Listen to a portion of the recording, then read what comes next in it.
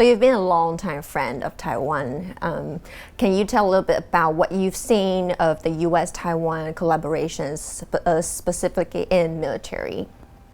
Well, it's only grown closer and closer the last few years, and I'm really delighted that the relationship has moved beyond just security assistance, just arms sales, and now there are elements that involve training, that involve planning, and I think there's room for even greater innovation in the relationship, but I'm really happy to see how much progress has been made since I started working on this defense relationship in 1994. Mm-hmm. Are there any challenges that's happening that you see right now?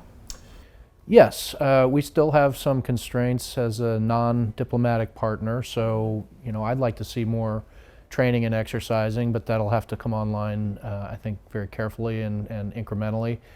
We have security assistance arms sales, but there's backlogs. We have the potential for defense industrial cooperation, including in the emerging tech sector, but that's slow to come online because that requires industry, that requires decisions by Taiwan's government, our government. So there's plenty more work to do. Mm-hmm. But how about the meeting with the Defense Minister Wellington Koo? Because I saw the post from IPS, it was pretty good.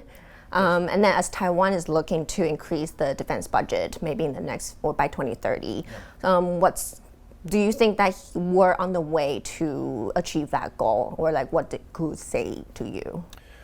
Well, from the administration's point of view here, they're certainly committed to it. They're committed to a special budget. They're committed to annual increases in the regular budget.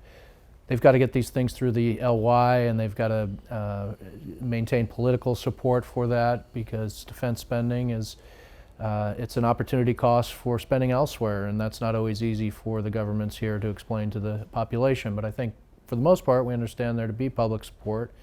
And I think the real challenge is not just to spend more, but to spend wisely. Can you elaborate more on that? Sure. We were grateful to hear from Wellington Koo that there's innovation. They're trying to bring on board in relatively short manner unmanned capabilities matched with AI autonomous capabilities. Taiwan in a challenge from China, whether that be gray zone, whether that be the worst day, an attack, Taiwan's always going to be outmassed. There's no way to close that gap, but unmanned systems, autonomous capabilities, all that helps to close that gap a little bit. But the defense ministry has been talking, or even President Lien himself, he has been talking about modernization, military modernization. Do you think we're achieving that goal right now? I think Taiwan's military is modernizing. These are kind of subjective terms, and some may have a view that it's happening fast enough. Some may have a view that it's happening but not quickly enough. So I think the real challenge is to keep the gas on the pedal, so to speak, and to keep working at it, because in some of these areas, it's not just buying a thing, a drone, it's how do you work that into concepts of operation and doctrine and your war fighting, and how do you create linkages between a new platform and other sensors so that you have a common operating picture.